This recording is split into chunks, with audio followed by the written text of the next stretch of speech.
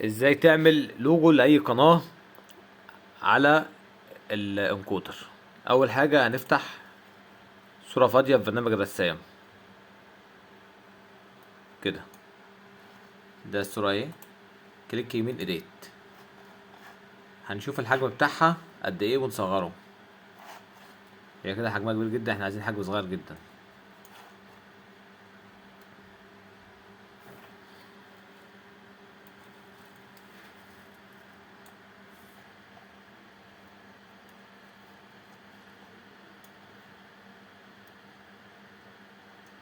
ده الحجم المطلوب عشان اللوجو يبقى صغير ما يبقاش كبير ويتعب الناس.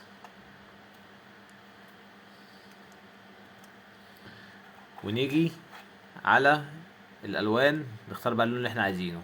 ده مثلا، ونختار اي لون يكون هنا يلفت النظر زي ده، ونفضيه هنا. ده اول خطوة، عملت لك اللوجو. تاني حاجة هنعمل مثلا اي شكل، مربع داخلي مثلا كده مثلا. طبعا المربع ده نختار بقى لون تاني عشان الستايل بتاعنا يبقى حلو.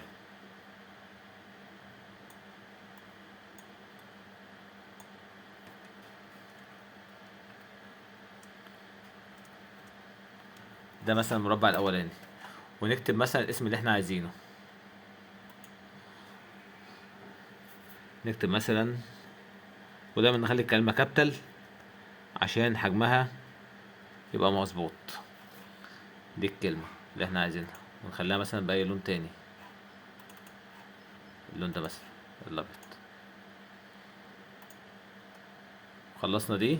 عايزين نعمل حفظ بقى عشان نرفعها على الانكودر. اول حاجة هندوس على السهمين اللي فوق دول ونقول له سيف اس، ولازم نختارها كلمة بي ان جي عشان تقبل معانا الرفع على الانكودر. ولازم نيجي هنا كده نمسح الكلام المكتوب ده ونسيب الامتداد بتاع الصورة هنا كده. الانكودر بيقبل اسامي الملفات من 1 ل 16، ولازم تكتبها بالاسم ده. تكتب كلمة لوجو، لوجو ماشي، واحد مثلا، معاك من 1 ل 16، وتختار المكان اللي هتحفظ فيه. 22 مثلا، ديسك، مكان فاضي اقول له حفظ. كده حفظنا الصورة اللي احنا عاملينها في ملف اسمه 22 اللي هو ده، اللي هو ديسك تقريبا، حفظناه في ديسك اهي. ده اللوجو اللي احنا عملناه. طب احنا عايزين بقى نرفعه على الانكودر. هنفتح المتصفح بتاع الويب ونفتح الانكودر ونقول له ساين ان. هنشوف مثلا الانكودر القناة رقم 7 مثلا، ونيجي هنا نفتح القنوات عشان ايه. قبل القنوات هنيجي على الانكودر اهو، فتحنا الانكودر قناة رقم 7، وننزل على كلمة لوجو ابلود تحت اهي اللي هي دي، واقول له تصفح، واروح على المكان اللي فيه كلمة ديسك، اللي فيه ديسك اللي احنا كتبنا فيها اللي حطينا فيها اللوجو، واقول له اللوجو اهو، اوبن ابلود. كده اداني رفع اللوجو اترفع خلاص تمام. هروح بقى على على الستريم هنا، الماك ستريم اللي بيتكتب فيها اي حاجه، هفتحها، وبدل ما هي تبقى تكست هقول له ايمج. واللوجو طبعا انا مسميه لوجو واحد. طبعا انت معاك الاسامي اللوجوهات اهي، لوجو واحد زي ما احنا عاملين. عايزين اللوجو يبقى فوق او اي تحت اي مكان، نتحكم فيه من الارقام المكتوبه دي اللي هي 10 10 و62. 10 ديت انك ترحل اللوجو في يمين الشاشه، 62 دي بتعدلها عشان تنزل باللوجو لتحت. احنا دلوقتي هنخليها 10 62 عشان تبقى في الاول على الشمال. كده عملناها اهي اللوجو اهو. هنفتح بقى كده قنوات.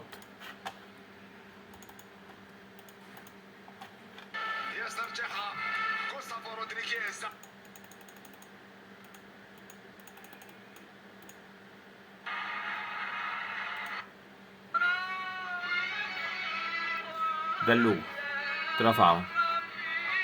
عايز ارحله، حاجه دي مثلا، دي اعملها مثلا 1000، وابص كده عليها حفظ. اترحلت معايا فين؟ في النص اهي. اخش تاني اخليها هو مديك ماكسيمم اهو 1920، احنا نخليها مثلا 1600، نشوف هتيجي معانا قد ايه. حفظ، واروح ابص على اللوجو، رحل معايا في اليمين هناك اهو. تمام، ابدا احركه زي ما انا عايز بقى. عايز انزل بيه لتحت شويه ال 62 دي، عايز اخليها مثلا، اخليها 100 مثلا، اخليها 100، اقول له حفظ وانزل كده، هتلاقي نزل تحت دلوقتي اهي، حسب ما انت عايز. عايز تلغي بقى اللوجو خالص اهي، هاجي هنا كده واقول له ديسيبل، موافق، كده اللوجو هيختفي دلوقتي. دي كده طريقه عمل اللوجو على القنوات. طبعا قيس كل ده على كل القنوات. طبعا انا عامل القنوات على اللابتوب بشغل بيها. لو عايز تعرفها هعملها لك برضو، لو عايز تعرف الطريقه دي هعملها لك عادي خالص. بتفتح كده برنامج الفي ال سي، وتضيفها من هنا كده عند الوسائط فوق، تخش على حاجه اسمها فتح جهاز تطبيق، وتبدا تضيف الروابط اللي انت عايزها هنا كده. تمام، هبقى اعمل لك برضو فيديو تاني بطريقه اضافه القنوات على اللابتوب او الكمبيوتر، بحيث انك ما تشغلش اي حاجه. لو عندك مشكله في التشفير تفتح قنواتك من هنا كده وتتفرج عليها، يعني شوف ايه اللي عندك، ايه اللي فيه بتاع كده يعني.